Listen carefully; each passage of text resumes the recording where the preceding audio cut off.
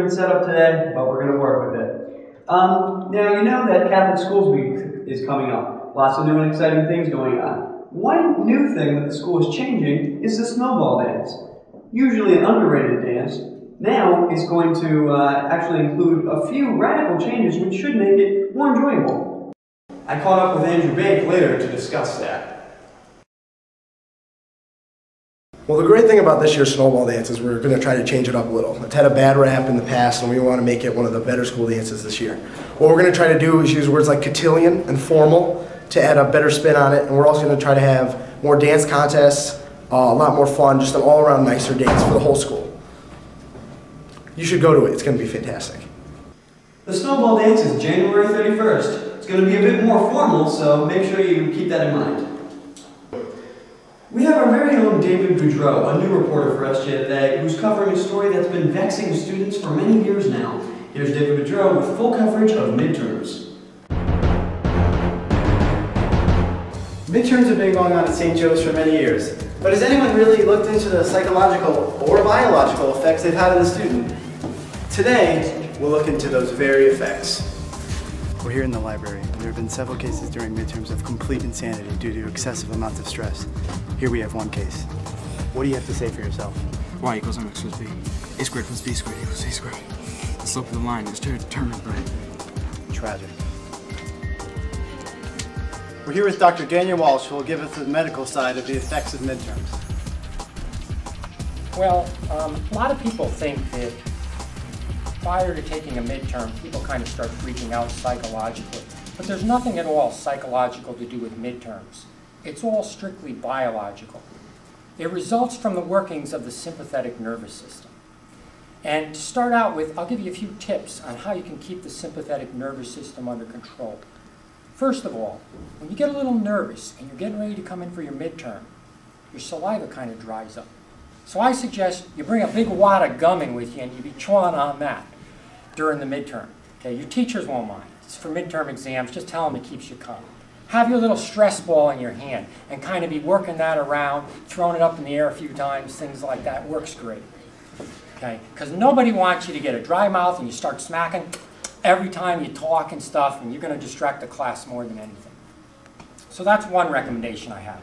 Another thing is, always bring a paper bag with you, because you might tend to get a little nervous and you start hyperventilating. If you hyperventilate too much, your pH is going to drop, you're going to pass out. Embarrassing. So what I recommend is have that paper bag with you, and you just breathe in and out of it a few times, keeps the carbon dioxide level in the body right, everything will be fine for you. Okay? Those are a couple of my tips that I have on the midterm. The other thing I say is, always be well prepared as far as your study habits. Start off with the easiest questions first. Come up with name, period. You probably get those. All right? That's the best place to start. Then you start working on some of the tougher ones. And if they give you a question with 3 or 4 choices and say, is it this, or is it this, or is it this, don't answer yes. I have students that do that all the time. Good luck. Thank you, Dr. Walsh, on those comments on midterms. Abraham Lincoln once said, "I utterly despise midterms more than John Wilkes Booth himself." What is your response to this statement, and how does it coordinate with your opinion on midterms? Who said that again? Abraham Lincoln? Yeah. Who's that? He was the 16th President of the United States.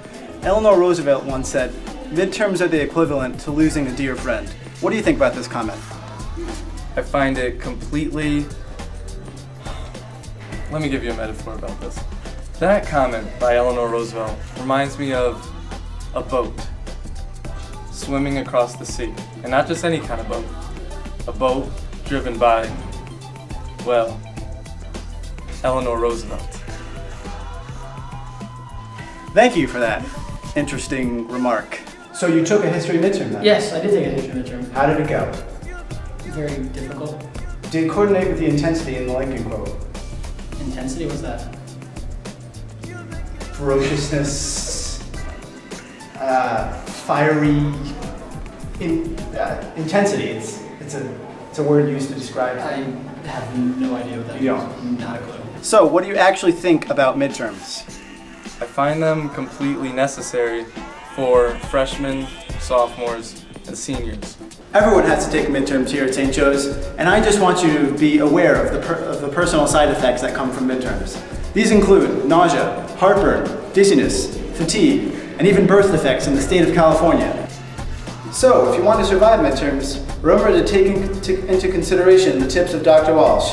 And remember, midterms don't always have to be as hard as they seem. I'm David Boudreau, wrapping up on SJ Today. Thanks, Dave. Now, I'd like to wrap up this segment of SJ Today by mentioning that the junior class is going on their trip to Canada this weekend. Now, I've heard from Mrs. Piatek as well as many testimonies from seniors that this trip can be quite the cold trip. Yeah, it's ridiculously cold in Quebec. My hair froze solid, so you definitely want to bring layers and layers and hats and gloves. Alright, well, I had trouble with my passport. I didn't completely fill it out, so I got sent to a cubicle where I was forced to fill out the rest of it and then lectured on the importance of having my passport in a ready condition, so you might want to watch out for that. Cannot stress this enough. Bundle up. That means multiple sweatshirts. I'm talking like craziness. Like, I don't know, if you have one of those hats that like covers your ears and is like obnoxiously fuzzy, get one of those. That's basically it. I'm Mike Lodato. This has been SJ Today. Stay classy, St. Joseph.